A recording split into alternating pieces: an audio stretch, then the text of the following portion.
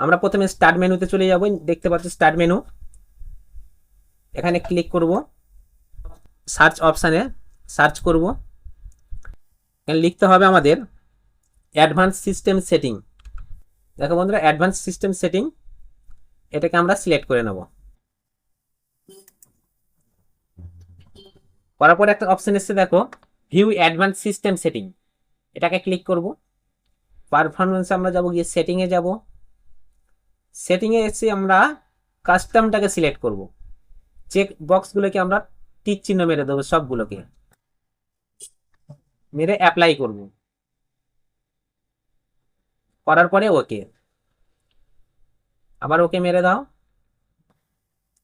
দিয়ে এবার আমাদের কম্পিউটারটাকে আমরা রিস্টার্ট করে নেব।